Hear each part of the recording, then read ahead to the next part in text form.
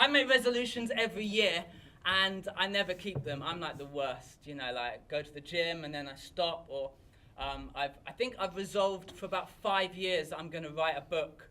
I've got so many prologues, so many introductions, but I never write the book. Or I've resolved to blog every day, or different things. We have these different resolutions, and I don't keep them. Maybe you're better than me and you do keep them, but I don't. And what I've come to realize is that the problem of every resolution isn't the situations that come up and distract me. It's me. I'm the only common denominator of every single one of my resolutions. And so what I've come to realize is actually, rather than just resolving to do stuff, I maybe need to resolve to change something inside of me, which then would hopefully have the knock-on effect in all of these things. And so that's what I want us to focus on at the start of this new year. We start the year, every single year, and by that I mean both of them, by studying a book or reading a book, preaching out of a book. And I don't mean a book in the Bible, I mean a book by an author. Last year we were looking at a book called, anyone remember, what was the book we looked at last year? The Last Arrow. Daniel said very, very unconfidently because it was so memorable. And we studied The Last Arrow last year by Erwin McManus. And this year we're going to be looking at this book called I Declare War by Levi Lusko. For the next 4 weeks we're going to be talking this through and really trying to dig deep, get some of the ideas out of it. If you're the kind of person who likes to read, we're not just taking stuff out of this book. If you buy the book and you want to read it, you'll get so much more. There's so much more that is packed into this book than we're going to be able to say in 4 weeks. However, if you're not somebody who likes to read, we're going to do our best to make sure that you get all of the biggest and best nuggets of truth from this. And so maybe if today you're thinking, I've made a resolution, this year I'm going to do this, this, and this. I'd like to just offer you a counter resolution. Why don't you resolve to be here for the next 4 weeks? Because I think that what we're going to learn, what we're going to study out of this is going to shape the rest of our year. So why don't you say, do you know what, maybe I can't last a whole year resolution, but I can do 4 weeks. Yeah. And I can turn up and I can get the best out of this book. And it's going to be really good. I'm going to talk today a little bit on what this idea of declaring war means. And then we've got Ben Jack, who's going to be continuing it next week. So it's going to only get better and better as we go. So please do turn up. So the question I want to start with is simply why? Why do we need to declare war? Why? It sounds kind of aggressive, doesn't it? Why should we be declaring war? And the answer, I think, is really simple. It's that you're already in one. Whether you recognize it or not, whether you see it or not, the Bible tells us again and again throughout that we're in a war. And it's not a simple war, it's a complicated war. There's a war on different fronts that we fight all at the same time. The Bible tells us that the first battle that we have is with the devil. If you follow Jesus, you can't help but find he talks about it again and again and again, that there is a person who he names as being called the devil who stands against us. And I think that we feel this, that there's people maybe even here today and you're like, well, I just started to follow Jesus and I thought that my life was going to be amazing now, and then you suddenly walk in to the biggest fight, the biggest storm, the biggest battle of your life. It's because you stepped into the game. You've stepped into the fight. You're now a threat, and so you should expect there to be a battle. In Ephesians it says we don't battle flesh and blood, but principalities and powers. There's a spiritual fight that we're in the middle of. The second battle that the Bible describes is a battle against the world. And when I say that, I don't mean that we're going to invade Poland. I don't mean that we're going to stamp out all of the wasps. It's not like a battle against nature either. We're not fighting lions and giraffes and tigers and bears on my life. It's not that kind of, and it's not, when it says that it's a battle against the world, I don't think it means like art either, or fashion, or cinemas and movies and music. I don't think that's what it's talking about. I think it's talking about a worldview. When it says that we fight against the world, that there's a worldview. If we follow Jesus and we believe in God, he's going to direct us in ways that are entirely holy, entirely separate, and entirely other. And so that's going to go against the flow of our old lives. And so we should expect that there's a current of our life which is pulling us in one direction, and that as we follow Jesus, that he's going to pull us into a different direction. So that's gonna grate. That might grate with our consumerism. It might grate with our narcissism. It might grate with our individualistic mindset. It might grate with a culture which says that as long as you're happy, you can do whatever you want. And then Jesus says, actually, I want you to go here, even though it doesn't seem to make you happy. When we follow Jesus, it's going to be a battle against the world. And the third battle, it tells us, it uses a theological term for this in the Bible. It says the battle with our flesh. And what it really means by this is ourselves, our habits, our thoughts, our mindsets. That there's a battle that goes on inside each and every one of us. And this is the battle that the book talks about all the way through. This is the battle that we're going to be focusing on over the next 4 weeks. You know, because I believe in the devil. I believe that there's spiritual forces that are influencing things. I believe that culture doesn't always line up with where God has taken me, and that's difficult and that's hard. But I also recognize that in my life, the biggest battles that I fight, they always look like me. They're always the self battles, the battles against my thoughts, my patterns, my behaviors. I was out the other day, and we were going for a walk with some friends, and I was sitting there in the cafe before the walk, and I just looked at my watch and I was like, Emma, they're all 45 minutes late. And she was like, don't go there. Don't think like that. And I was like, no, they're all 45 minutes late. And then my next thought was, and do you know what? I bet no one's even going to say sorry. No one's even going to apologize to me. And it was like from that moment, I was on a conveyor belt. You know, in the airport where you stand on a conveyor belt and it's like you're moving forward. You're not even trying anymore. Like something happens. A thought pops into your head. And now there's a dark city which I'm going towards. And it doesn't matter what happens, I'm going towards there.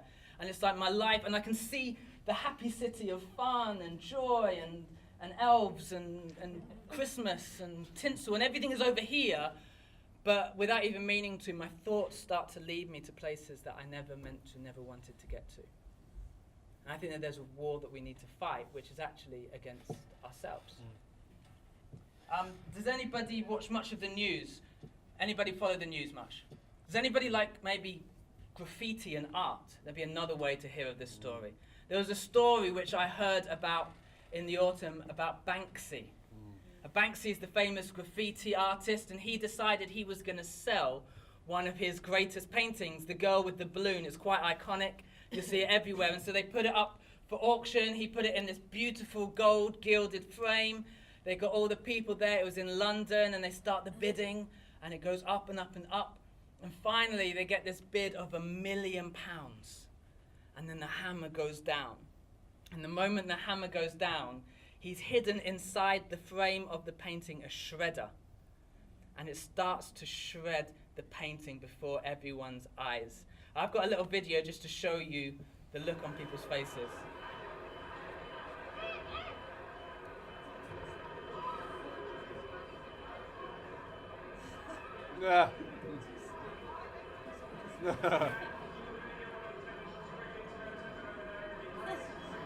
So Banksy.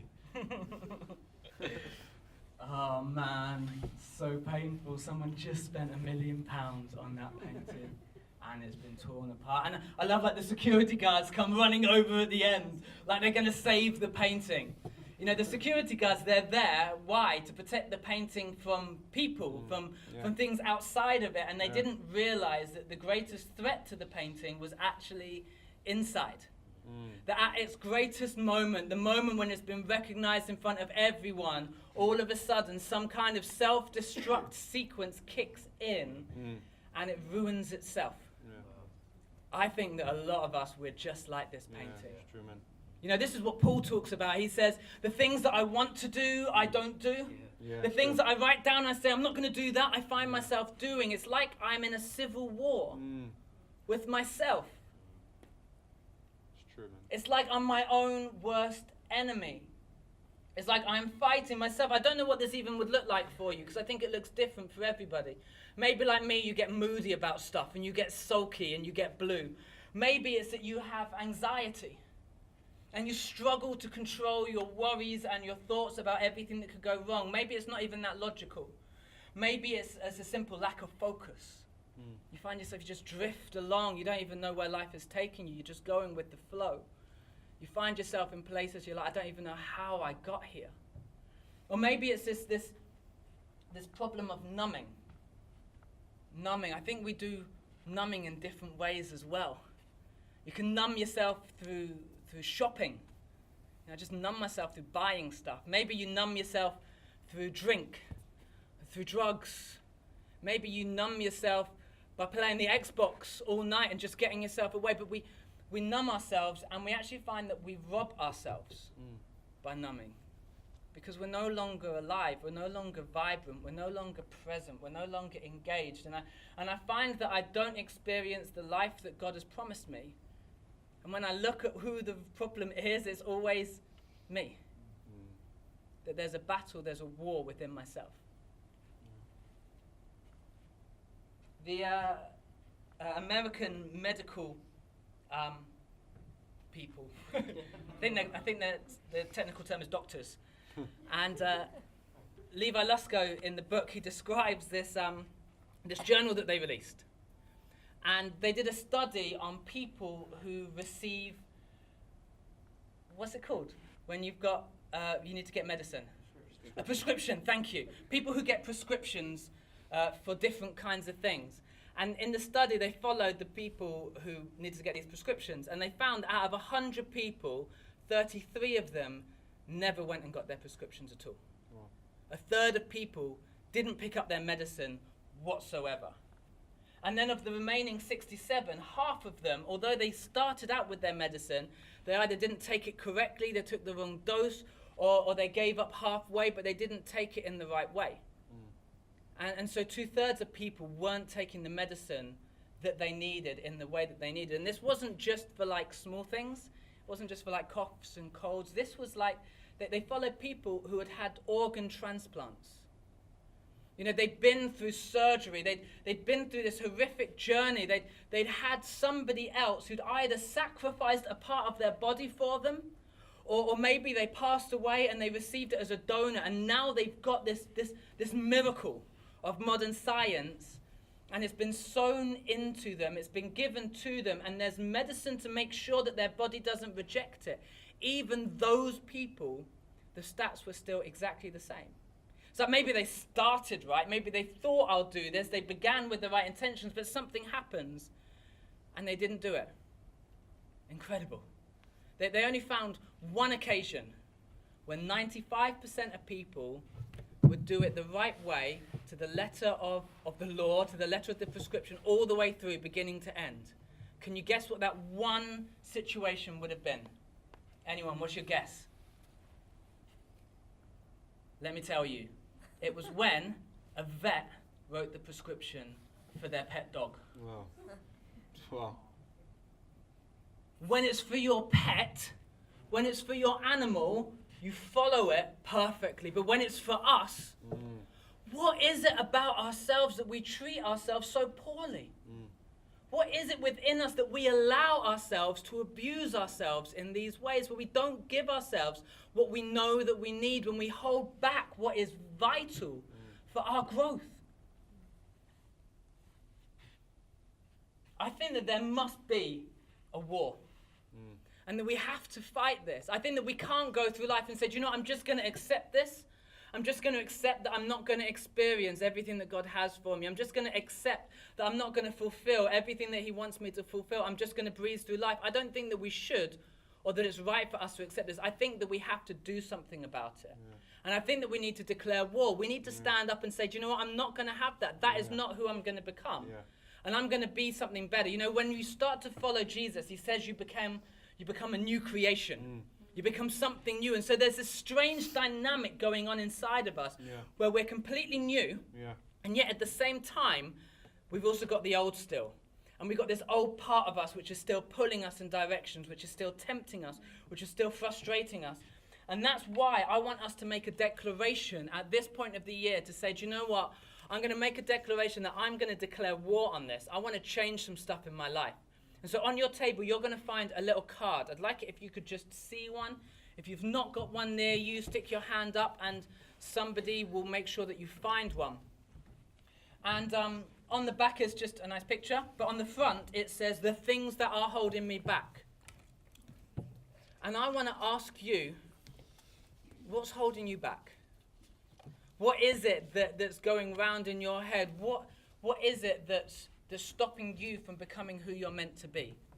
And what I'd like you to do is to get a pen. You don't have to do it now. If it comes to you straight away, you can do it now. But get a pen and write down on it, these are the things that I'm going to declare war on over the next month. And be specific. Like, don't be like really tame with this. You know, a tame list isn't going to help you. Yeah, come on. You know, get real, get gritty, get honest. Think about it. Think about what's been going on inside your head. Think about what's been going on in your life and say, how can I be the solution to the problems that I'm surrounded with? Wow. And write it down. And then once you've written it down, I want you to do something even more courageous. I want you to find a friend. And I want you to read your list out to them. You know, I want you to get some accountability in this as well. Because if you're going to declare war, what you're actually saying is, this isn't even a part of me. This is something else which I no longer need. And so I'm going to call it out. And I want somebody to come and ask me. I want somebody who's going to be like my brother or my sister in this. They're going to support me. We need to say that the time for our lives not being everything that they need to be is going to finish right now, because we're going to declare war on this stuff. Are you guys up for this? Are you in? Are you getting this? Yeah, it's good stuff. So good. So today I'm going to spend the rest of the time focusing on one aspect of this, and the talk is called I Declare War on the Way That I Think. I declare war on the way that I think. Proverbs 23 verse 7, it says, just as a man thinks, so he is. And for you women as well, I think it applies equally. Just as women think, so you are as well. Turn to someone next to you and say, do you know what? You are what you think. You are what you think. You are what you think. You are what you think. You are what you think. I think that our lives are the sum of our most common thoughts. The thoughts that are strongest, the thoughts that go round the most times, they're the thoughts that define our lives. And if I was going to summarize what I want to share with you, what I want you to take away today in one sentence, it would be simply this: that you can change the way that you feel by changing the way that you think. Wow. Can't change your situations, you can't change the rooms you walk into, you can't change what people do to you, but you can change the way that you feel if you learn how to change the way that you think. Wow. I think that we think that we just go through lives and we feel things and we don't mean to, and that's natural. My father-in-law said yesterday that my mother-in-law always tells him that her feelings are never wrong, that a feeling is always right, which is, I'm not going to tell you that you're feeling the wrong thing, especially if somebody's angry with you or upset. Their feelings might be right, but you don't have to be a slave to your feelings. Wow. Just because you feel something doesn't mean you have to accept that. And it doesn't mean that you have to stay there. You know, I think that thoughts are like trains. Every single one has a destination. And so often we jump on board and we follow it all the way, and we never question, is this train even going where I want it to go? Do I want to be on this train? And so we start to feel things, and we need to recognize that you don't need to wait until New Year for a resolution. It's true. You don't need to say, well, on Monday I will change. Or do you know what? I'm just going to write off today because today is a blue day. Today is a bad day. Today I've ruined it already. Every single moment is an opportunity for you to say, do you know what? I want to feel something different about this, so I'm going to change the way that I think. Yeah. It's good, man. So if you're taking notes, by the way, if you didn't realize and it wasn't clear, I apologize, but on the app, if you've got the app and you've downloaded it already, on the app, at the front page, there's something which says sermons. And if you click on that, it says notes. You can follow through the notes every single week. You can add your notes. You can write down things. Because I think that when I write down things, I remember it in a different way. I actually commit to making it part of me. So I want to encourage you, make notes, however it works for you. But you can make notes on the app as well. And if you are making notes, I want you to write down this thought: that a negative thought doesn't lead to a positive life. Negative thoughts can't lead to a positive life. Romans 12 says this. He says, don't be conformed to this world, but be transformed by the renewing of your mind. He's saying if you want to live right, you need to start to think right. If you want to live a better life, you need to change the way that you think about things. You need to change your thought, and it will lead you to a better life. In Jesus was asked, what's the most important thing that we can do? And his answer was this: love the Lord your God with all your heart, with all your soul, and with all your, do you know it? Your mind. He's saying there's something about the way that we think which is an aspect of our worship. He's saying that what you think matters. You need to write it down if you haven't. A negative life will always come from negative thoughts. And I think it's because we always find what we look for in life. You always find what you look for. If you think about negative things all the time, you will find negative things. There's a Stanford professor called Professor Zwicky. He's irrelevant, except he has an amazing name. Yeah. Professor Zwicky did some studies, and what he said is that when you start to look for things, or when you start to think about things, your brain starts to recognize them everywhere around you. Like an example would be, say you were thinking today, I need to buy a car, and you went to the dealership and you thought, I'm going to get a blue Fiesta. What would then happen, because you're now thinking about blue Fiestas, you'd drive out, and on the road you'd suddenly spot everywhere you went blue Fiestas. Like, there's amazing, there's so many blue Fiestas in Manchester. The truth is, there's no more blue Fiestas today than there were yesterday, but because you're thinking about it and it's in your brain then points them out to you. Now, this works in your workplace. If you go to work and you think nobody here likes me, well, then every conversation, every smile, every lack of smile, every joke, every lack of joke, every interaction will only lead you to noticing more and more the same conclusion. It becomes a self-fulfilling prophecy. Because you're thinking negative, you see the negative all around you. You start to see it because you're thinking about it. What you dwell on is what you start to experience. And what can be used for bad can also be used for good. You know, that's the bad news, but the good news is, what if we started to focus on the good in people? What if we started to focus on everything that is right, on everything that is pure, on everything that is righteous? What if we went there thinking the best of people and started to see that? Well, what you would suddenly find is you would start to see that. You'd start to see that everywhere around you. You'd start to see the good. You'd start to see the joy. You'd start to see the happiness. And it's not so much mind over matter, but I do think that what happens in your mind does matter. What it is, I think, is you're starting to say, I'm going to define the way I think, not based on my environment, but based on my God. That I recognize that he is working, that I recognize that he is in people, that he is doing things. So I'm going to focus more and more on what God is doing, and I'm going to let that change how I see the world. It becomes your lens. It becomes your focus. Are you tracking? Are you getting this? Does this make sense? Yeah, is this helpful for people? Yeah. I was at a church a while ago. And we joined this church. We arrived one week. First week we were there, we felt like God said, commit, this is your church. And so we did. We spoke to the leader at the end and we said, we're in. Tell us how we can serve. Tell us what we can do. Like, we just want to be part of it. And he said, I want you to be here for 6 months and just be part of the church. So we did that. And if I'm honest, it was hard. Like for real, it was really hard. The preaching, I found, just made no sense. To my life, at least. Like, to me, I didn't get it. I didn't know what. Every Sunday, I'd walk home and I'd be like, I don't even know what we were talking about this week. And it felt dry. And the worship was it was so erratic. Didn't know what to expect ever. There was no creche for Cole. So he was with us every week, and that was hard because he wanted to do things. And it was a really bad experience of church. And I remember complaining to God and saying, you know, you told us to be here. Like, why have you put us here? Like, this doesn't make any sense. And God simply said to me, you need to be the solution that you want to see. I mean, it sounds a bit like Gandhi, doesn't it? Like, be the change you want to see in the world. Like, he actually said that to me. I think God quoted Gandhi to me. That's interesting. He said, you need to be the change that you want to see. So I said, okay, amazing.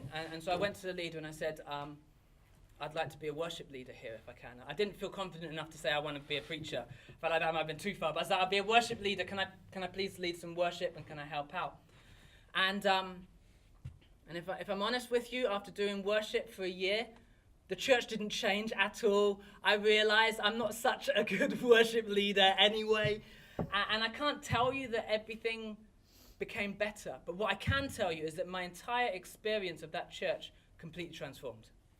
It was no longer I'm going to this church and the service isn't what I need in my life at this stage. It became, I'm part of a family.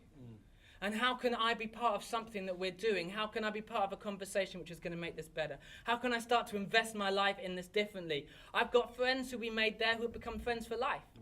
Godparents to our kids. We found so much joy, so much blessing. There was so much investment. God did so much in our lives through that church. And it was all because he told me at one point to change the way that I thought about the way that we were doing church. I don't know where your frustrations lie at the moment. I don't know what the environments are that you want to change. But what if the environment isn't even the problem? What if you just need to change the way that you think, and everything else will change? I learned that day that it's impossible to worry and to worship at the same time. You can't worry while you're worshiping. That when you change your focus and you put it on God, it changes everything. Do you know what else I think? I think it's impossible to be unhappy and grateful. When I'm feeling most frustrated and unhappy, I'll just take 5 minutes out and I'll sit down and I'll just start listing them. Thank you, God, that I'm healthy today. Thank you, God, for my family and my wife. Thank you for my church. Thank you that I've been provided for. Thank you for my friends. I just start listening and I start thinking about all the things that I am grateful for, and it changes my experience. You can't change the room. You can't change what happens. You can change the way that you feel when you change the way that you think. It's good. I think that this is what Paul talks about in Philippians.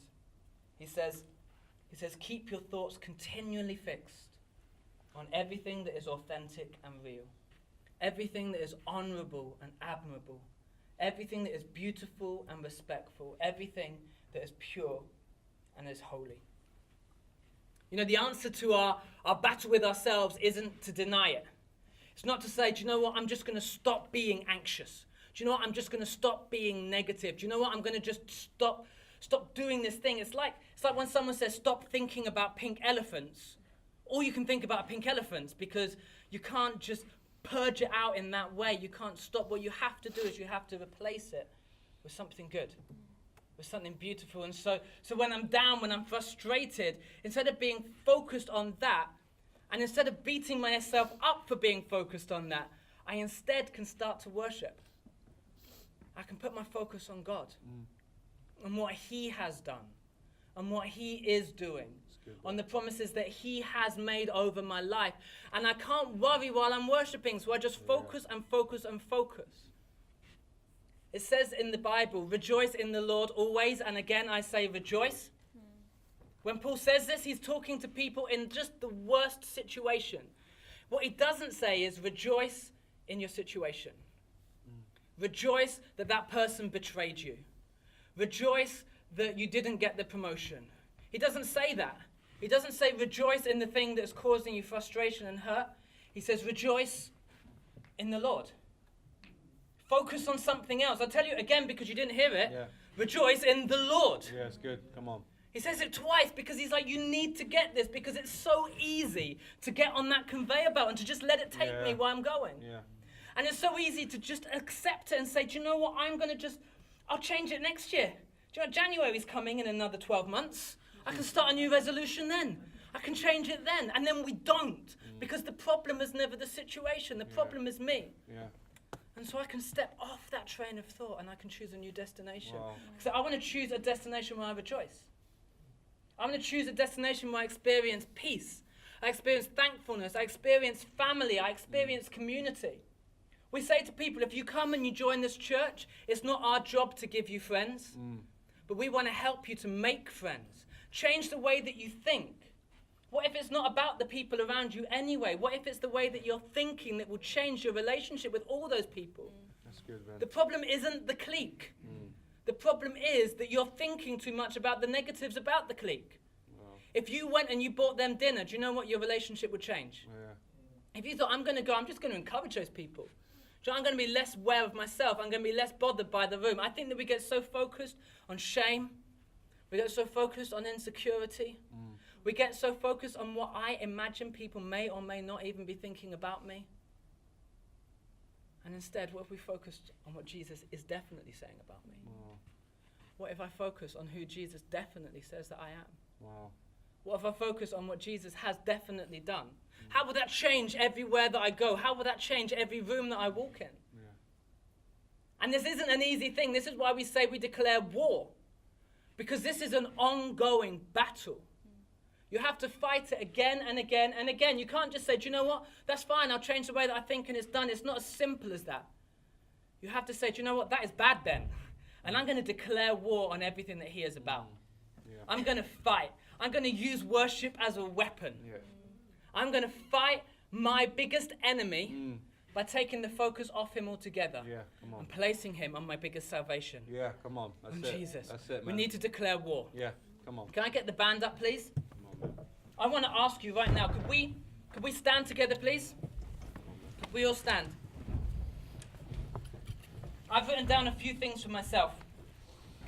Things that I want to declare war on within myself. And I want to ask you to make a commitment today, to make a decision. And if this is stirring something up inside of you, if I'm speaking and you're thinking, actually, I do this. I need this. I need to change something about the way that I'm operating. I want to ask you whether you'll make a decision today to change. I love in the Hunger Games, they have this moment where they're basically saying that they're going to start a revolution. They're going to start a civil war within. And what they do is they kind of whistle, don't they? And where they raise 3 fingers. Like, it's like that, isn't it? What's the whistle? Something like that.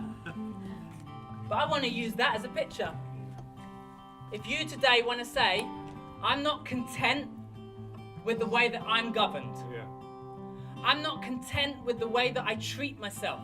I say things to myself that I would never say to another human being. True. It's true. And I'm not okay with that. Yeah. I deserve to treat myself better. Yeah. If you want to say, I declare war Yeah. on myself for the way that I treat myself to become everything that Christ died that I would become, what I'd like for you to do is to say, I'm going to draw a line in the sand, I'm going to make a decision, and to symbolize that, right now I'm just going to raise 3 fingers in the spirit of Katniss Everdeen. Too cheesy. It's so cheesy, but you won't forget it. Yeah. I don't do it to be cool, because it's not. Come on. I do it to be memorable. Yeah, come on. I do it because I need to make sure that when I'm sitting in the larger screen in a few months' time, that I've not forgotten this decision. Yeah, come on, That man. this isn't just a moment, that this is something which is going to be ongoing, that this is Yeah. going to be something which is going to change. Come on. So even though I feel awkward, Yeah. that's part of my battle. Come on, man. My battle mate today might just be with my awkwardness in this situation. Maybe that's your first fight. It's not about anybody else. It's just about me.